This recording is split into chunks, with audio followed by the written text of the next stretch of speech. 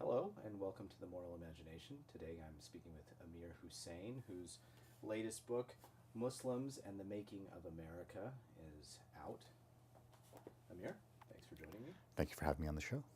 So, one of the things that I wanted to talk about today is how the discourse in America surrounding Islam and Muslims and what Islam is or is not and what Muslims are or are not, uh, to me is flat.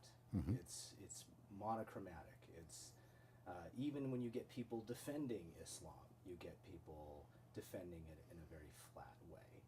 And you've had years of scholarship, Sure. and you've written a number of books and articles about Islam, and you've been involved in public debates around Islam, going back to 9/11, as we discussed earlier. So I was hoping to just speak with you about Muslims in America, Islam in general, and ways that we can broaden, nuance, and complicate the picture of Muslims in America. Yeah, pleasure to be here, and thank you for having me on the program. You're welcome. So, in your book, Muslims and the Making of America, one of the things that you talk about is the history of music in the United States Right. and the impact and influence that Muslims have had on that. So, why don't you kind of lead us into that history and we can have a more fruitful conversation? Yeah, and so the book is dedicated to two people, one of whom everyone knows, Muhammad Ali, the greatest of all time, died in 2016. The other, Ahmet Ertegun, who most people don't know, Turkish born American founder of Atlantic Records. Ahmet Ertegun's father is the second ambassador of the Republic of Turkey to the United States. So Ahmet comes with Munir, his father, as a teenager, grows up in D.C., crosses the river, goes into the black neighborhoods by Howard University, listens to what's being called sort of race music, gets interested in this with a Jewish friend and a loan from their dentist. They start Atlantic Records. He's one of the folks responsible for making Ray Charles a household name. Ahmet writes Mess Around for Ray Charles. You mentioned Ella Fitzgerald as Well, well. Ella He was an early Fitzgerald, fan or well, that something. was a funny moment in a biography of Ahmet. His biographer says that Ahmet Erdogan was the first person to ask Ella Fitzgerald for her autograph because she was singing in London before his father came to the U.S. He was the ambassador to the Court of St. James, which is the sort of formal title for the ambassador to Britain. Mm-hmm. And so he'd listen to that music there, so he became familiar with the music. But it's that sense of, could we understand America? And I'm not saying American music. I'm saying, can we understand America in the 20th century without the influence of Atlantic Records, the R&B sides of the 50s, the soul sides of the 60s, the fact that Ahmet Ertegun was the chairman of the Rock and Roll Hall of Fame, the fact that he was named a sort of living treasure, by the Library of Congress, this phenomenal man who had this impact on America through the music. So that's on the industry side. From the music side, the jazz guys in the 40s, Yusuf Lateef, the Jazz Messengers, that used to be an all-Muslim group. To the They were present day, Ahmadis, did you say? Ahmadi Muslim. So yeah, and that's a whole other thing we can talk about. That in America, because there's no official form of Islam, all sorts of folks who may belong to heterodox communities can be a part of that. So, for example, last year, Mahershala Ali became the first Muslim to win Academy Award for his Best Supporting Role for his performance in Moonlight. Mahershala Ali comes from an Ahmadiyya community. When he converted to Islam, it was the Ahmadiyya community, which is sort of a heterodox community.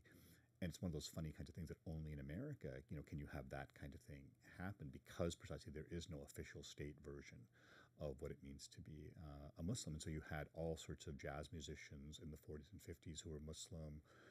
In the modern period with rap and hip hop, I would argue that Islam is sort of the unofficial religious language of hip hop, going back to the Five Percenters from the 60s and 70s. So that groups like the Wu-Tang Clan, explicitly Muslim artists like Can you Lupe tell us what the Fiasco. 5%ers are? So the Five Percenters are a group, if you go back to the Nation of Islam, the lost found Nation of Islam, W.D. Fard, Louis Farrakhan, W.D. Fard and Elijah Muhammad, Louis Farrakhan sort of revives it. In the 60s, you have some splits within the Nation of Islam. And you have this guy, Clarence 13X, who has some issues with some of the teachings of the Nation of Islam, sort of breaks off. and forms this group called the 5% Nation. And the wording is lovely to say that, okay, 85% of the world are poor people who are sort of enslaved. 10% are the rich, the slave masters. 5% are the poor righteous teachers. And there's actually a rap group called Poor Righteous Teachers that sort of takes its name from that idea. And so the messages of the Nation of Islam were often the messages of the Nation of Islam were often communicated verbally, not through written sources. So if you wanted to learn about the nation, it wasn't, well, here, read this book. It was, okay, here's a person, he'll talk to you. Do you know this lesson? Can you repeat this lesson? We'll go on to the next lesson to learn about the teachings there. 5%ers did that as well. And that's a natural progression to the rap and hip hop, the sort of the flow, the lyricism, the importance of words there. And so that branch of the Nation of Islam really influenced rap and hip hop in this country. It's like some of the early artists, some of the early rap artists were 5%er influence, going to present day groups like Wu-Tang Clan. You know, and you look at that and think, okay, can you understand hip hop in this country without the importance of a group like the Wu-Tang Clan? Yeah, one of the things that in reading your book and some of our conversations, that really just should put to bed is the idea that Islam is incompatible with Right. secular society. Right. The idea that there's some monolithic Islamic outlook Right. on the world, how you move through your day, how you interact with other human beings. And Erdogan's influence Right. on American music and the Wu-Tang Clan, amongst others, Ice Cube. Right. I mean, just the notion that there is one way of being a Right. Muslim is something that I think does a lot of damage. That idea, that discourse, or pushing back against it in a way that says, like, you know, all Muslims are Right. this, Right. even in a positive way, is just, it absolutely shuts down the possibility for conversation around what it means to have a productive secular society. What other ways have Muslims in the history of America contributed to the story of America? Yeah. And that goes back to before the founding of America. You know, the first line of the book is, there's never been an America without Muslims. You know, we forget that when slaves were brought over from West Africa, at least 10% of the West African slaves were Muslims.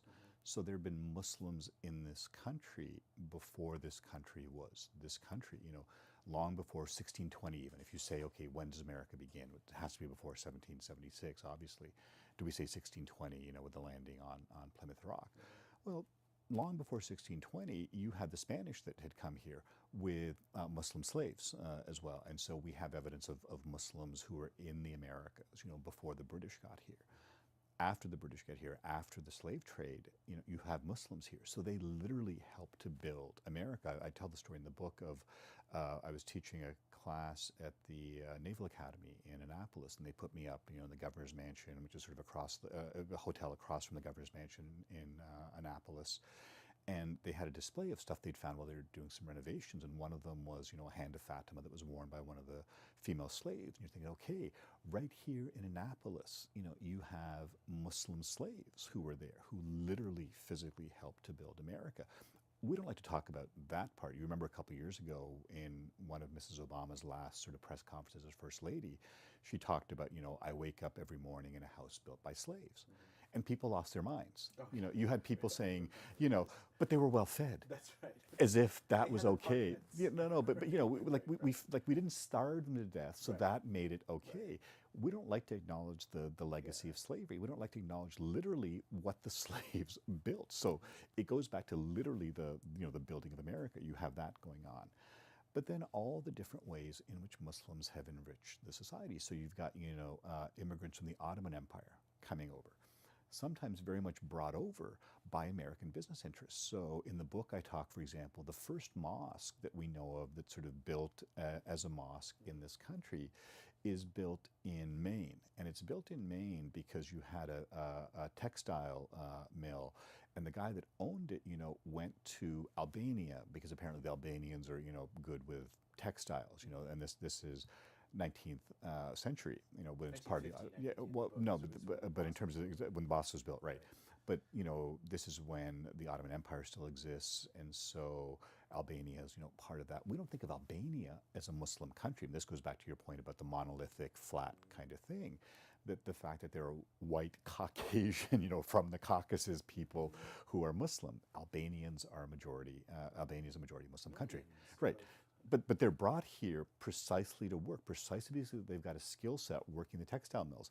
They build this mosque in Bedford, Maine, and so that's the whole idea that you have Muslims who literally are brought here, whether they're brought here involuntarily as slaves, whether they're brought here voluntarily because you've got a textile mill that needs workers, because you've got a West that needs opening. So in Canada, the first mosque in Canada is the Al-Rashid Mosque in Edmonton, and you think, well, why Edmonton? Well, that's where people came from the Ottoman Empire to farm. What year?